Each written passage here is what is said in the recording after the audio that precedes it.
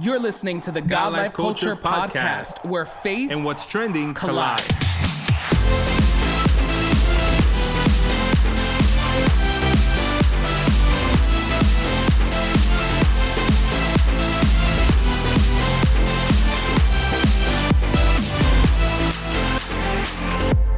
Welcome to the latest episode of the God Life Culture Podcast. This is Eddie. What's up, everyone? This is Miguel, and we are so grateful that you are tuned in for another episode of the God Life Culture Podcast. If this is your first time watching or listening, we want to say welcome to our podcast. Be sure to hit that subscribe button so you can be notified every time we drop a new episode. For the last 2 weeks, we have been sharing the podcast from our family conference, As For Me and My House, with our special guest Priscilla Berrios. And today we just wanted to take a few minutes to recap, to debrief and reflect on that weekend, to talk about, you know, the podcast we did, the experience, the conferences, basically just everything that, you know, happened that weekend, what we did leading up to it, and all of those things. We hope that you guys had a chance to go back and watch and listen and check out, you know, the live podcast and even just clips from, you know, the conferences and from the weekend that we posted on our Instagram page. We hope that that definitely encouraged you. And for everybody who was there, we hope that you know, took your notes, that you remember and, you know, took some time to reflect and just think about, you know, everything that we learned that weekend. Yeah.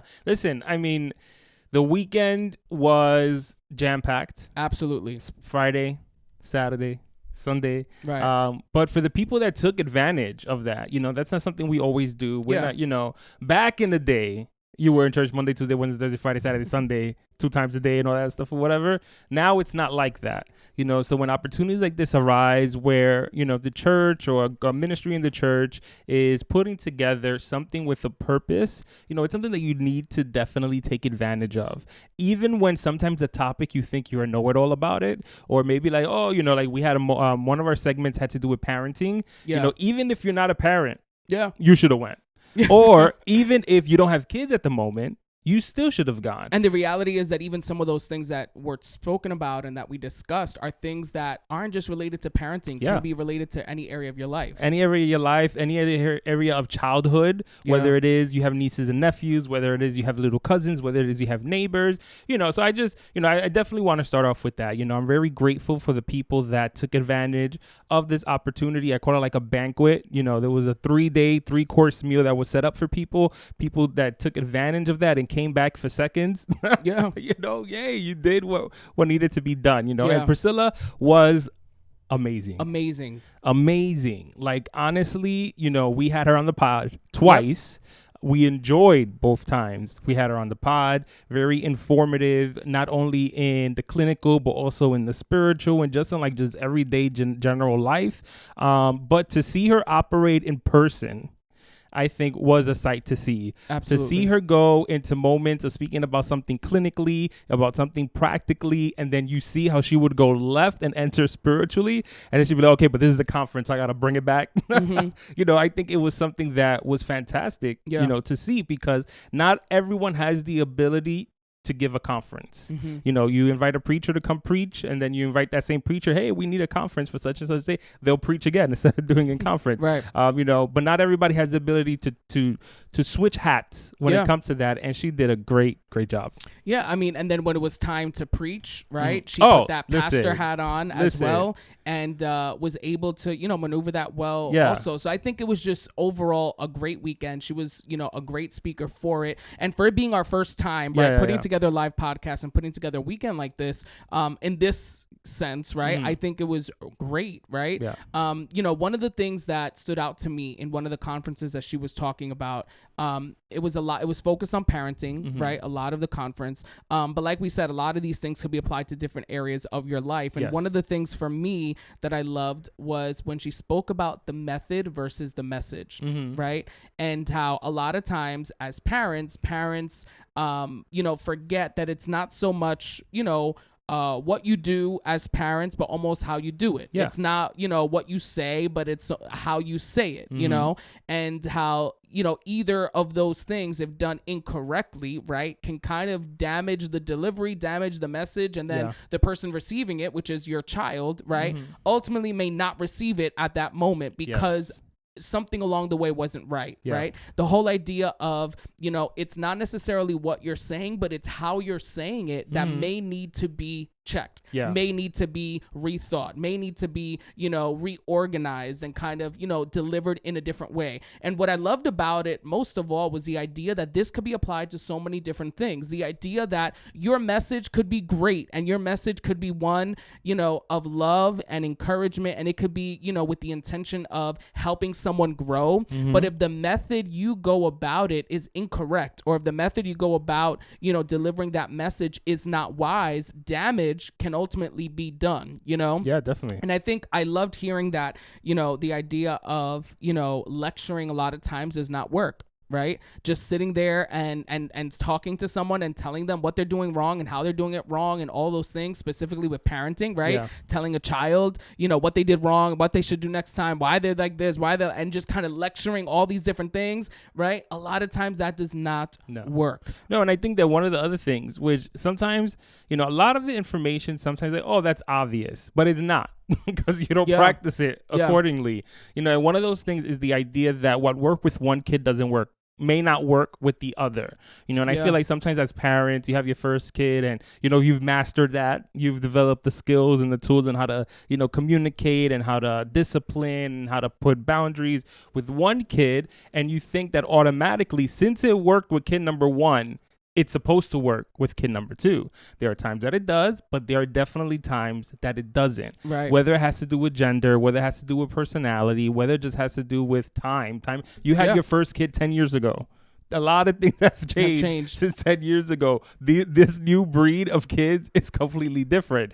You know, so sometimes as parents, we have to check ourselves to understand that, you know what, maybe the tools I'm using, the skill set I'm using, or the way or the structure of me doing things is not being effective to this kid. So I need to switch it up. Yeah. You know, because, you know, one of the things that she also said, which kind of put things into perspective, is that you as a parent now, or those that'll be parents in the next, you know, couple of years or whatever, you affect the population in 2050. You know, in 2050, it'll be 27 years from now. In 27 years from now, if you just popped out a baby, he'll be 27. If you have a 10-year-old, he'll be 37. You know, so we are in essence molding and putting in to this generation values and principles and boundaries and structures that we are expecting them to carry into 2050 when you're in your 50s, when you're in your 60s, when you're in your 70s. And when you put that into perspective, it makes you understand, like, oh snap, the job that I have as a parent is super important because it's going to affect whatever field they decide to go into. If they decide to be a teacher, if they decide to be a doctor, a lawyer, politician, whatever, what you instill in your kids will determine what type of person they grow up to be. Yeah.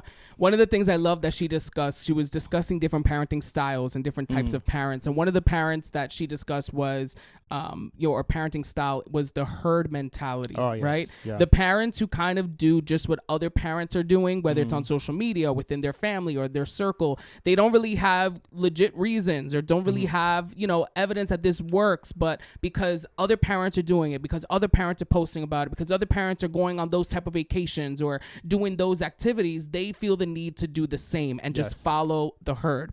And once again, it's the idea of, yes, you can talk about the herd mentality when it comes to parenting, but you can talk about the herd mentality when it comes to you as a human or you as a Christian, right? The idea of doing what other people do simply because they are doing it. And maybe they have a certain following or they are popular or famous, or maybe you think in your eyes they're just completely amazing and you just think like what works for them has to work for me. So I'm going to do everything that they do. Whatever they say, I'm going to follow. Whatever they believe, that's what I believe. And you almost just begin to follow the herd, right? And when you begin to follow the herd, you don't necessarily know why you are doing things. You don't know why you're doing what you're doing, why you believe what you believe, and you end up losing yourself. You end up losing the power, right, of the gospel when you are a believer, but also just the power that God has given you as an individual, the anointing that God has given you to carry out certain things in your life that maybe other people weren't designed or weren't anointed to carry or execute, but you were.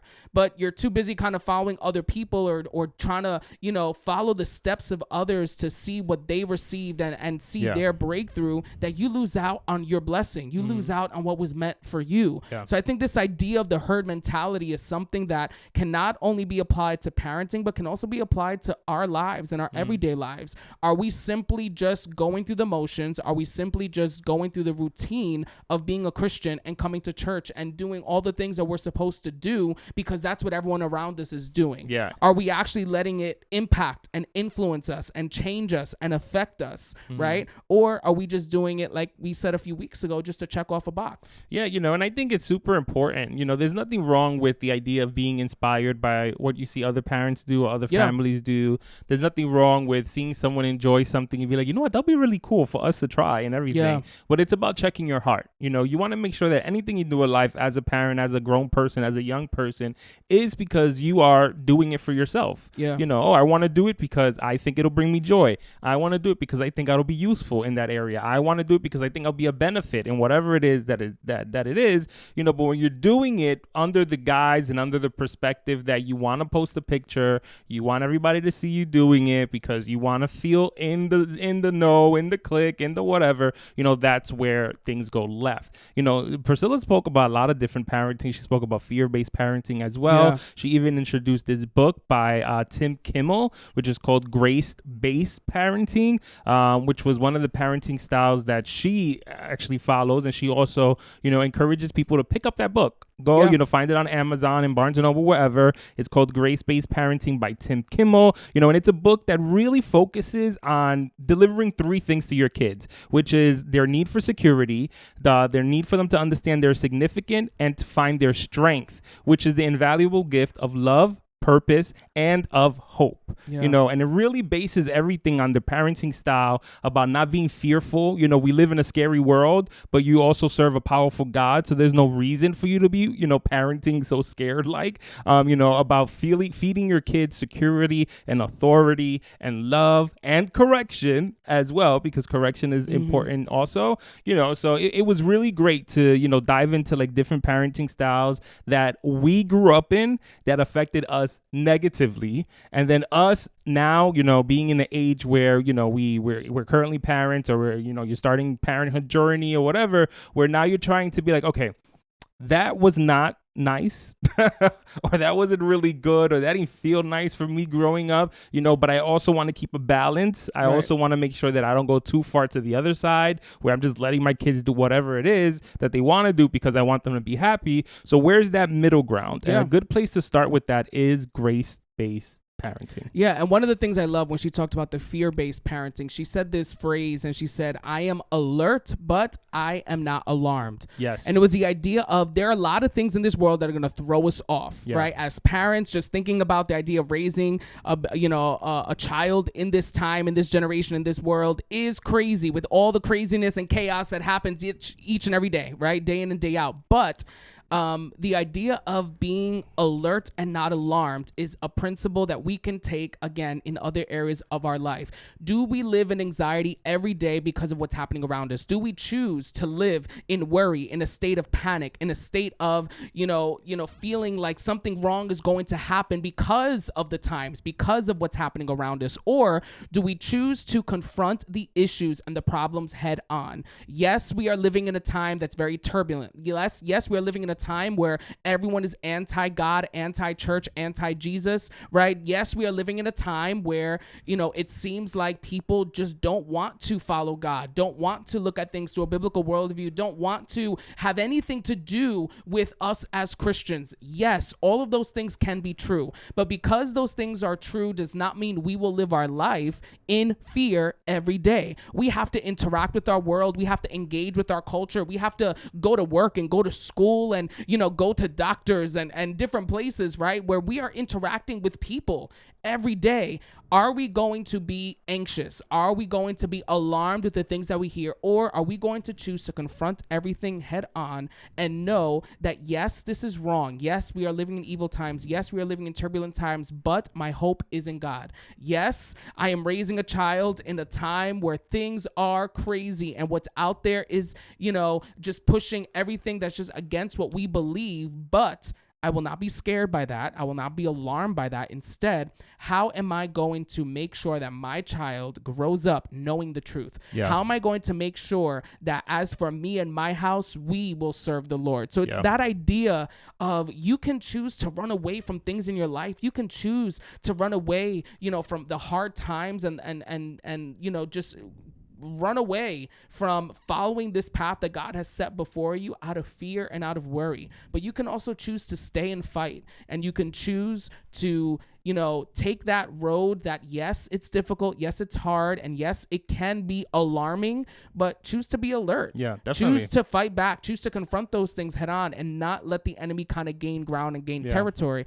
Because I think that once you begin to fear and once you begin to, you know, become scared and doubt and all those things, the enemy gains more and more territory each and every time. Yeah, and one of the things about that, you know, switching gears a little bit, but also on the same track on fear, you know, is the idea of we had our portion with the young people for the conference. And we even touched on this a little bit on the live podcast as well. But, you know, there's a stage in young people's life where they fall in love. They meet their significant other and they decide, you know what, we're going to get married. And one of the things that Priscilla was very, I don't want to say like harped on, but was like very like adamant was about the fact of premarital counseling. Yeah. And also stressing the fact that premarital counseling is not that one little sit down you have with your pastors for like 30 minutes to an hour where he's just asking you, are you sure you want to do this? That's not what premarital counseling is. You know, she was very specific about certain subjects that you need to talk about and get into the nitty gritty about, you know, when it comes to finances, when it comes into debt, you know, do you have any college loans? Do you have any school debt? Do you have debt because you took out a personal loan for your uncle who needed to fix his driveway? You know, like these are the conversations that you need to have in reference to your finances. Things like, do you want to live in an apartment or you want to live in a house? Things like, do you want to stay here or are you planning to move to Colorado in 5 years? What type of schooling do you want our kids to have? Yeah, what type of schooling do you want our kids? Do you even want to have kids? If so, how many? Do you only want 2? I want 12. You know, like these are the conversations that people need to have. Also, the idea about setting boundaries, not only with, you know, within each other, but is the idea of setting boundaries with your family and friends. You know, we spoke about different dynamics where you have people that have very close families. You know, they all grew up together. They talk all day on the phone. Mom just walks in. Yeah, like all that stuff or whatever. And if the both of you are okay with that, okay, even though I still think you should put boundaries. But, you know, one may not be used to that type of living and that type of upbringing. So don't wait for your mom or your mother-in-law to bust into your house, you know, 4 times unannounced to then try to set a boundary. You know, you establish that from the beginning, because it's even like little things like, does she even need a key? Do you need to give your mother-in-law a key? If you know that you'll come home from work and she's just there sitting down on your couch watching novelas, I don't think she needs to have the key. Maybe give it to somebody else in case, you know, because, you know, we do things like that. Like we give, you know, like my mother-in-law, she's awesome, very respectful. So she has a key in case one day we lock ourselves out or something like that. You know, you do things like that or whatever. But if she was someone who didn't respect boundaries, she would not have a key. She would maybe have a fake key. So she wouldn't feel bad about that. You know, but the idea of setting those boundaries is super mega important because it helps maintain peace in the house, but it also establishes, you know, I was speaking to someone about a couple of months ago where they were talking about how they had to like move out of, you know, they had to remove themselves from the circle they were in because the friends that they had didn't respect them as a married couple. And what I mean by that is that they love them.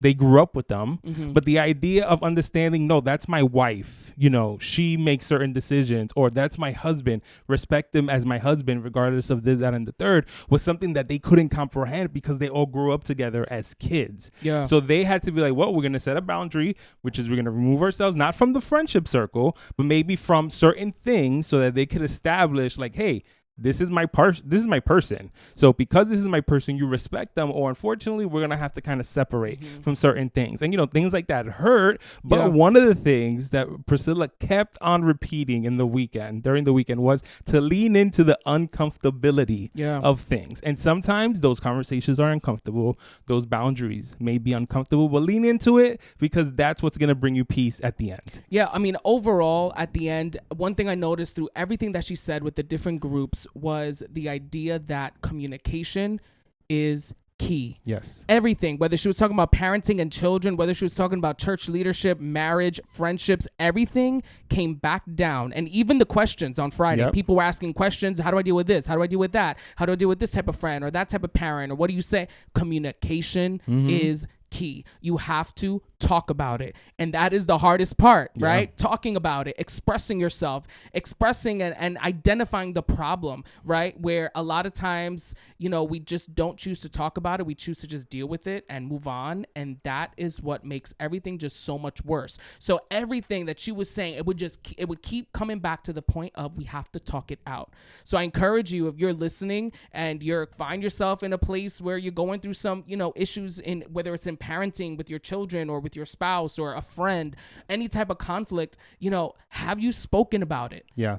Did you communicate your feelings? Did you communicate what happened and the situation? Because a lot of times we just bypass that and we try to figure it out in other ways and it just doesn't work.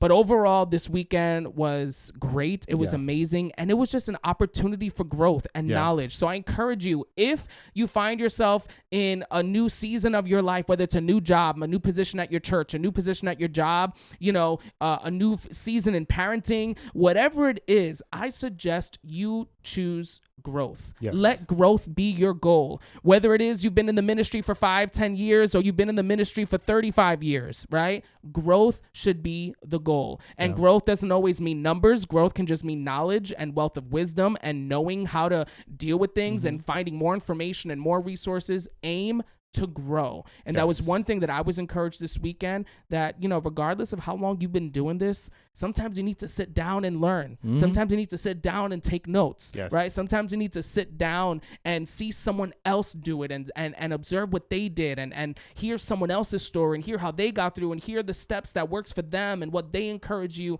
Sometimes it's important, right, to sit back and learn and absorb and filter it through what you know is right, what you know is true, and, aim to grow at the end. And I think that was the goal. Listen, it was a lot, and we hope that you enjoyed the series, the live podcast, the Q&A, this portion as well. And, as always, we just thank you for tuning in. You can find us on our social medias, on God Life Culture Podcast, on YouTube, Instagram, Facebook. And check out Priscilla if, you want more information at Living Abundantly TV, right? She's on Instagram as that. And you can check out all her resources, her sources, her links, contact information, all those good things. Yeah, so thank you once again for tuning into this latest episode of the God Life Culture Podcast. That's God Life Culture. Until next time. See ya. Bye.